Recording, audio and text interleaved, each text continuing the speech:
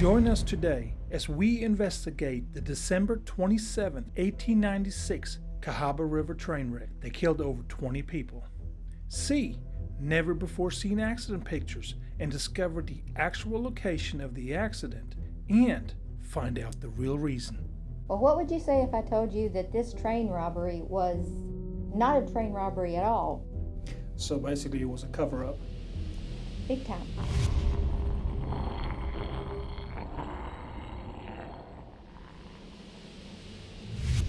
My friend Terry Hicks, longtime exploring history fans will remember her from the very first episode, The Hoss Murder. Terry is back to help us find answers to a disaster that took place over 120 years ago. Terry contacted me about an article she wrote back in 2013 that was controversial within the historic community. I met with Terry, and sure enough, her story was intriguing. In 1896, December 27th, which was a Sunday, 2 days after Christmas, there was a small train going from Birmingham to Blockton. Train left about 7:30 that morning. There were 31 passengers and employees on the train. Well, they all piled on the trains, and they had little wood-burning, coal-burning stoves in each of the passenger cars because it was so cold. Well, they had gone 27 miles, and about the time they got to the Cahaba River Bridge, engineer Frank White was in the front. Right as the train started on the bridge, he realized something was wrong. He felt the bridge moving beneath him. Well, he slammed on the brakes and tried to throw it into reverse. And even though the train was small, it still was not able to completely stop.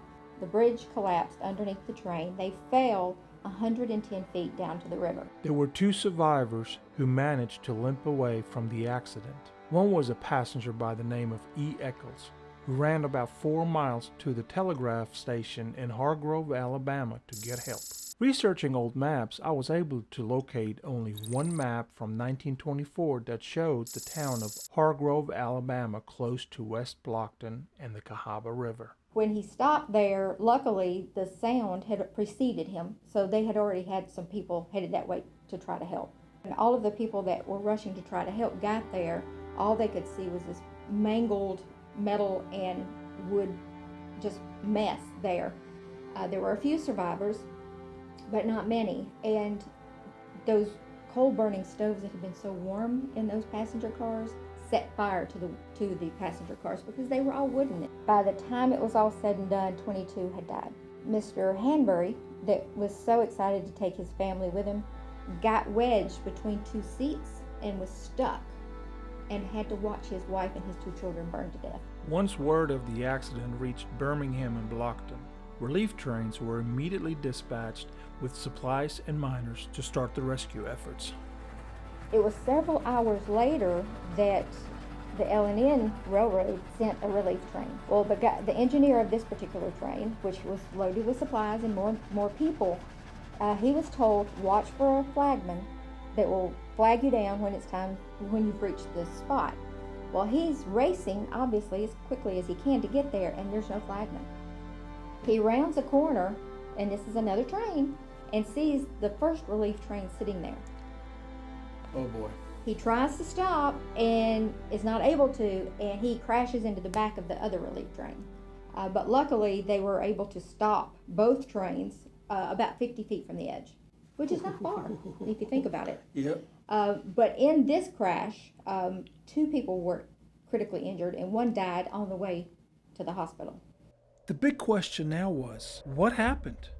Could this have been prevented? The newspapers reported that one of the survivors mentioned seeing several men among the wreckage searching for something, Okay. and ignoring the cries of the wounded and trapped people. And it just spiraled that it was clearly train robbers.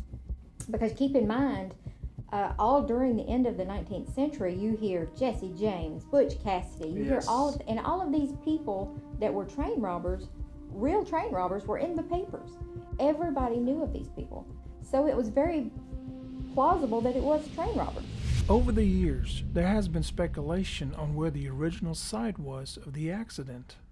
Intrigued by this story, I wanted to locate the original site and see for myself what was left.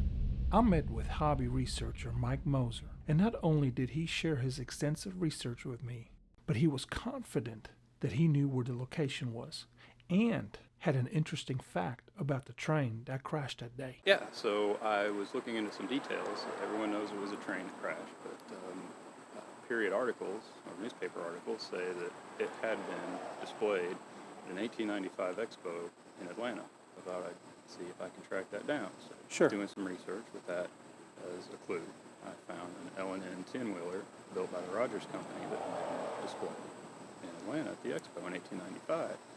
Looks like it had been transferred to the Birmingham Mineral Railroad, and that's the engine that crashed. Oh, wow.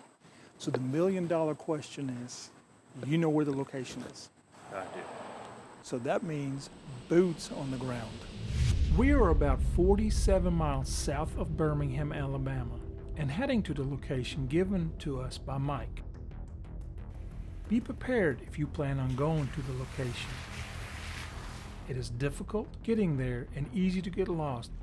The Cahaba River is the longest substantially free-flowing river in Alabama and is among the most scenic and biologically diverse rivers in the United States. We are here at the location that Mike's research suggests that this is where the accident happened. So far I can tell we got two rock pylons that suggest that a bridge once stood here. The next plan of action is to determine if this structure here is the same as in the accident pictures. I am looking for any evidence on the west pylon to compare with the accident pictures.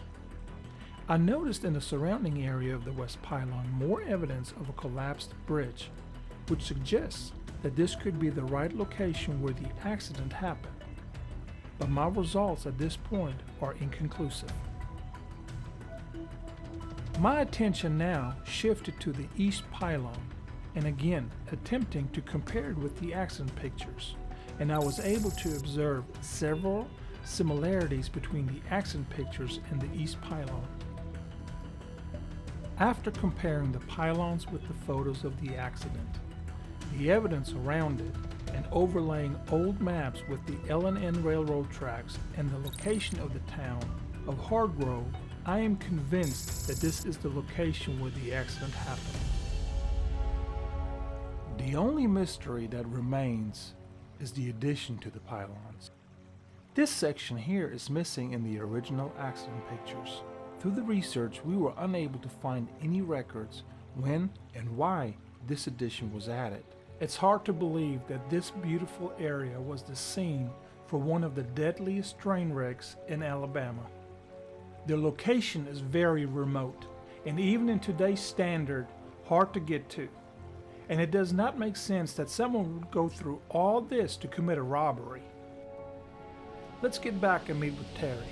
I'm very confident that that is the location where the accident happened. I told Terry all of my findings, and even that I had an issue that the official cause was robbery. And that's when Terry dropped the bombshell. Well, what would you say if I told you that this train robbery was not a train robbery at all? Okay, now you got me hooked. The general manager for the L&N Railroad sent a gentleman to do some investigating. His name was Richard Montfort. He came down and he started doing his own investigation. He had contacted the Carnegie Steel Company, who was the parent company of the Keystone Bridge Company that built the bridge, and asked them to please send him the blueprints and the strain sheets for the bridge. January the 7th of 1897 received the blueprints, but he never received the strain sheets, and the strain sheets would have been what told him how strong the actual bridge was. Okay. Terry continued to tell me how Richard Montfort attempted to contact the Keystone Bridge Company to gain access to the strain sheets. Instead, they sent a representative from their company, a man by the name of Emil Swenson, to answer Montfort's questions regarding bridge specs. After an inspection of the site, Swenson concluded that the accident was a result of derailment. However, he did admit that parts of the bridge were weak. And Richard Montfort was like, no, there's something else going on here. And Mr. Swenson says, Well, what do you want? Is the L&N Railroad considering taking the Keystone Bridge Company to court for potentially building a faulty bridge? And Richard Montfort, working for L&N, was not really sure how to answer him. He said, well, but I'm sure that L&N would be happy if you would state emphatically that it were train robbers that did this. And Mr. Swenson said, was train robbers? That's what happened. And he agreed if any litigation came up in the future, he would also go to court and say the exact same thing. So basically it was a cover-up. Big time. I've learned that Mr. Montfort was determined to uncover the truth himself by proving his theory that the bridge was built weak from the beginning, and that's when he discovered. Initially, the bracings on the bridge were supposed to have been 1 15/16 of an inch. Okay. A draftsman somewhere made it 1 5/16. Now we're talking going from nearly 2 inches to an inch and about a third. This was his smoking gun. And he wrote a report to his supervisor. He said this would have weakened the bridge by at least 50%. Even after all of this, they're still adding money to the reward for anybody with information on the train robbery. But until about 2013, it was known among all historians that this was a train robbery. But now we know different. As this investigation comes to an end, we discovered that 23 people died that day, including a relief worker. To answer the question posed earlier, could this have been prevented? Could those 23 lives have been saved that day? The answer is yes. This 6-year-old bridge was doomed from the beginning due to poor construction. Mr. Montfort discovered the disturbing fact that before the bridge was built, Captain Rufus W. Cobb, attorney for the L&N Railroad, decided the plans for the bridge did not meet the minimum requirements. His warnings were ignored, and the bridge was built without his approval. As many times before and since, corporate greed won out over public safety, ending in tragedy.